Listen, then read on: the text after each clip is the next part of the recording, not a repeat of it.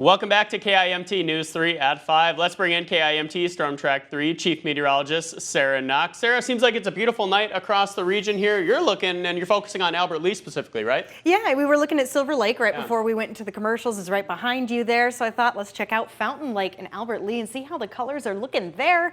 Looking pretty good, I must say. Once again, past peak, but there's still plenty of color to see. We had a decently wet summer and spring, so a little of those colors a bit more vibrant than they were around this time, say, last year when we were dealing with the drought. So things are looking quite nice. Not much to worry about when it comes to the winds tonight. We're seeing just a few fleeting clouds left over and temperatures just about where they were an hour ago. We're still sitting at 50 degrees in Rochester, 51 in Mason City. I have seen a few of us cool off. La Crosse now at 55 as opposed to 56 degrees, but still feeling great. Cresco, New Hampton, both at 53 degrees. These temperatures right about where we should be, maybe a little bit lower, a degree or two at most. But when I change it over to the 24-hour temperature change map, there's a pretty stark difference on who's actually warmer than who's not. And the biggest difference is going to be just where the rain was yesterday. We can see a significant increase where we're dealing with a bit more of that light rain. Mason City,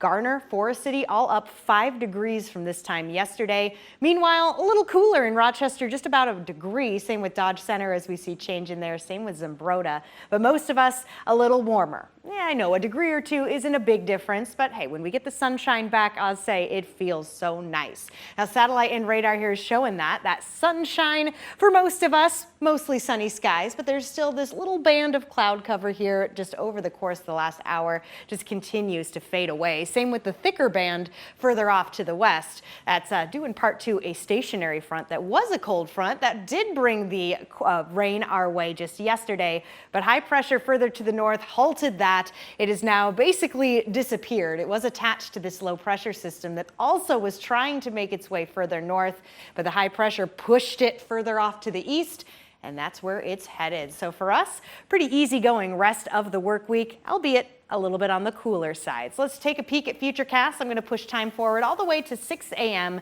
So we're waking up on our Thursday. I want you to notice here as it just kind of spread across the map. It wasn't coming from any location. There is a chance for some fog tonight. As the clear skies, light winds, that fog chance gets a little more widespread. This is around 8 a.m. And by the time we slip into the afternoon, the fog burns off, but the clouds start to make their way back in. We're going to be dealing with cloudy skies through our Thursday as well as Halloween Friday. So maybe that gives it a little bit of that mood. But you see it right there, chance rain/snow.